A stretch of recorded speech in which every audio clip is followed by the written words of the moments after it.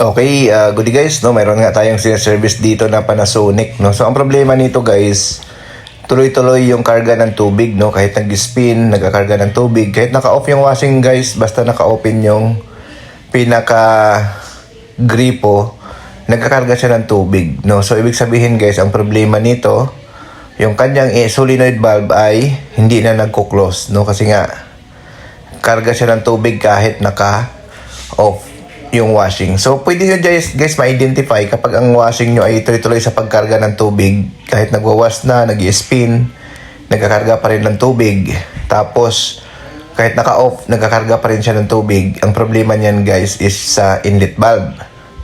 Pero kapag ang washing nyo guys ay nagkakarga lang ng tubig, kapag pinifresh nyo yung on, saka lang siya nagkakarga ng tubig tuloy-tuloy, kahit nag-spin tuloy-tuloy, ibig sabihin ang problema niyan board, no? So mabilis lang ma-identify, no, kung board ba or inlet valve problem kapag continue sa pagkarga ng tubig, no. So iba rin naman yung issue na tuloy-tuloy sa pagkarga ng tubig na hindi siya nagwawas, no. So iba rin ang sira noon, no. Example, tuloy-tuloy siya sa pagkarga ng tubig pero hindi siya nagwawas hanggang umapaw. Ang sira noon kadalasan sensor o yung hose ng sensor butas.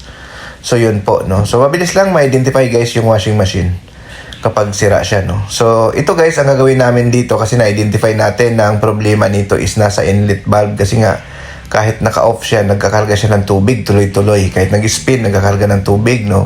Kahit nagwawas na, nagkakarga pa rin. Kahit naka-unplug, kakarga pa rin. So ang problema is nasa inlet valve, no. So ang gagawin namin dito guys, baklasin namin yung inlet valve.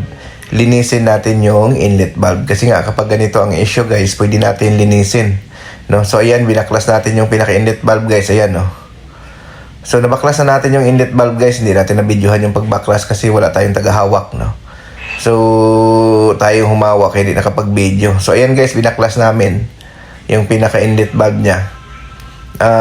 Dumi siya guys, madumi, no. So nilinis natin, no. So baklasin nyo talaga yan guys, yung pinaka-mechanism ng inlet motor, no, para malinis nyo. Yan, tulad nyan, linisin nyo siya. Tapos may mga butas dyan na kailangan walang bara, no? Yung may rubber guys, no? Mayroong butas sa gitna yan, tapos mayroon sa gilid. Dalawa yung butas dyan na kailangan wala siyang bara para maging function siya normal, no? Kasi kung mayroong isa dyan na may bara, hindi rin yan siya gagana, no? Sim din yan. So usually guys, sa tubig ang problema niyan, pag madumi ang tubig sa inyong area, doon nagsisimula yan na masira yung mga inlet valve, nagababarahan siya. Kaya tuloy-tuloy siya sa pagkarga ng tubig, no. So common problem yan, no, sa mga washing machine, lalo na pag madumi yung supply ng tubig, no. So after 1 year, 2 years, nagkakaroon siya ng barado, no. Ayan. So ayan guys, no, nilinis na ng kasama natin guys yung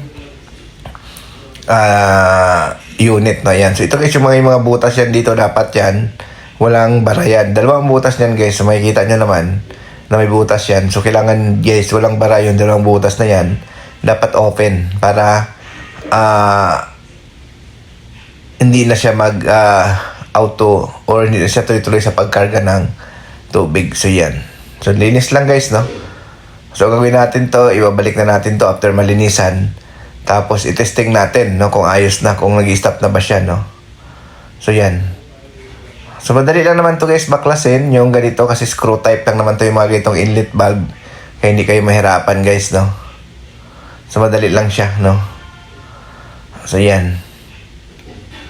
So ibabalik na namin to guys yung pinaka motor niya. Sa mga gusto pala magpa-service sa amin, no, message lang kayo sa aming Facebook page, Norte Repair Shop, no. Kung gusto nyo magpa-service, kayo po ay nagsiservice ng Cavite, Laguna, Batangas. So ayan guys, after natin makabit, testing na natin. Ayan, nagkakarga na yan siya ng tubig. So antayin natin guys mag-stop. Ayan, antayin natin yan kung mag-stop na siya. Ayan, nagwawas na, nag-stop na siya. So ibig sabihin, okay na siya guys, no. So linis lang ang kailangan. So yun, no. So okay, thank you, bye-bye.